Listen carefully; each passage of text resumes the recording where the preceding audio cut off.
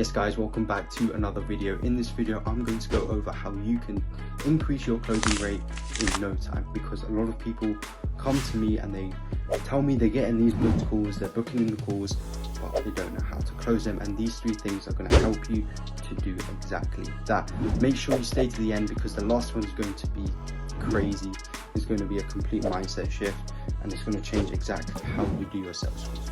So without wasting any time, let's get started. Guys, welcome back to the Loom. As I said in the introduction of the video, I've made it all spicy. I did a bit of salt into the introduction. Let me know how you find it. I hope you like it. As I said in the introduction of the video, I'm going to show you how you can increase your closing rate instantly by implementing these 3 sales hacks.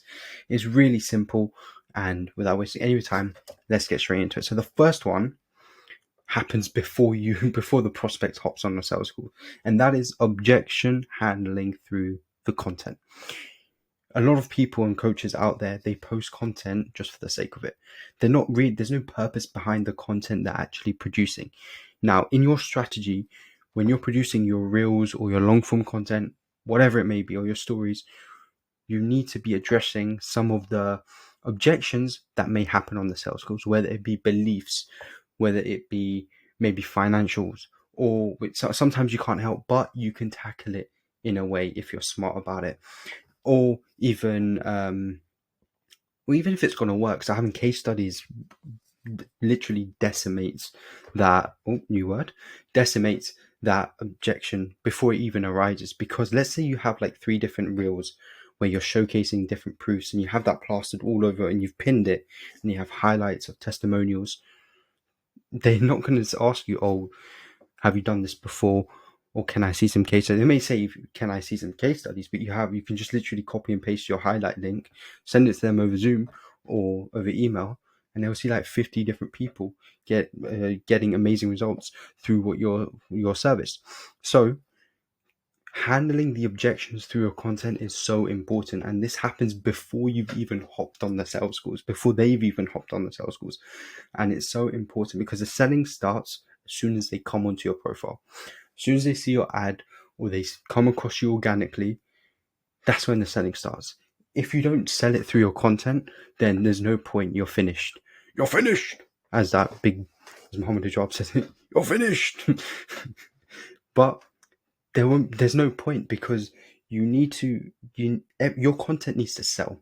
You need to sell the idea, you need to sell yourself, your personality, and it comes back to the KLT factor, the know, like, and trust factor. That's basically what it takes before a customer actually buys into you. I've said it before and I'll say it again. So your content needs to tackle those 3 areas. So when they come on the sales calls, they're already pre-sold and the objections will be very little. Now, the second thing is this question. This question is the most important question out of the whole sales call. You can ask about the financials, how much they're earning. You can ask about their problems. You can ask about whatever. But if you don't ask this question, you've probably lost the sale, because any objection that comes after this, or any objection that they have, or anything that you try to refute, is not going to mean anything, because you don't know how confident they are. And the question is, on a scale of 1 to 10, how confident are you that what I've shown you will X? Now, X could be whatever benefit you're trying to offer, whether it be for us, for example, we would phrase it as, what I have shown you will scale your coaching business past 30K or get you to 30K. You can reword it how you want, but the premise stays the same. You get them on a scale of 1 to 10 and ask them how confident are they on that scale that what you're selling them will help them. If it's not a 10, do not move on. Finish. Do not move on. It has to be a 10, because if it's a 10, then perfect. You're living in dreamland, because then they're basically saying what you've shown me will get me there. It will get me, for example, let's say you're on a sales call with me and you say, and I say, on a scale of 1 to 10, how confident are you that what I've shown you will get you past 30K per month? And you say 10. That means the process that I've shown you will get you there. So the only objection they're going to have is money. Most likely it will be money, and you can tackle that easily. Because if I can sit there and say, Well, this will bring you 30k per month. You've said it, you're confident in it.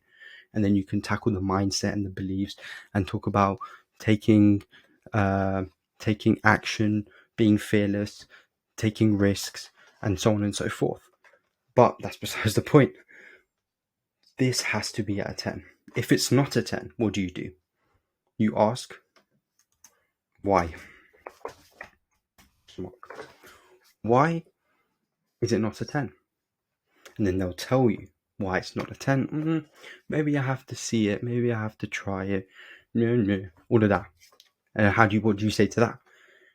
And then this comes on to my next point. You loop it. You've probably shown them case studies before, whether it be before or during the sales calls. During your presentation or during your flowchart, you've probably showcased some results that you've gotten. Or they've probably asked for it before. So you just showcase that, and then you ask them about how that helps them strengthen their belief and their confidence into you and your service. Because it's happened to this person, it's happened to this person, this person, this person. What makes you different? And that just simply just weeds out all the major objections, and the other objections you just need to ramp them up, make them more confident, increase their self-belief, just give them reassurance that it's going to be okay. Worst comes to worst, offer a guarantee. Say if we don't get past 30k, you'll get your money back, and so on and so forth. Or if you don't find a husband in 3 months, or you don't feel ready to find a husband in 3 months, I'll give you your money back. Something like that. Or if I don't grow your business, or I don't double your revenue in the next 2 months, you get your money back. You get what I'm trying to say? So that is so important. Looping the objection into the presentation, and at the end of the middle of the loop, you want to put it back to the end of the sales calls, where you say, does that make sense? Are we ready to move on? Or is there anything else? And then slowly, you're reaffirming their confidence, because you're taking them back. You're taking them back and then bringing them to the end. And then that's exactly how you can have a seamless sales calls that will boost their confidence by the end of it. Because I see this a lot, and I've spoken to dozens and dozens of coaches. Sorry, Fanta break. I'm boiling, man. I literally have a light right at my face, and I have another light at my face, and I have another light at my face. No, not at my face, but you get what I'm saying. The heat, like the light makes heat, and then it makes me sweat. So I'm boiling. But you get what I'm trying to say. When you loop it at the end of it, and I've heard so many people have struggled with the ending of their sales calls, because what they do is one thing I need to make clear: do this before saying price. This is so important. Do not do this. Do not say this after you've said the price, because money is such an easy objection to handle, because you can do payment plans. You can do payment plans, and you can tackle them and offer a guarantee and tackle their beliefs behind it. If it's scarcity, if it's taking risks, especially if you're speaking to entrepreneurs, the whole business is a risk. So investing into themselves is a risk in itself. So they've done it before, they made it work, they can do it again. Boom. Pretend this is a mic drop. So you need to make sure the only objection they have is money. Because even if they say no, they still believe what you have to offer works. And then you can nurture them. You can continuously email them, stay in contact with them, or even put them in a free Facebook group that maybe some people need to pay for.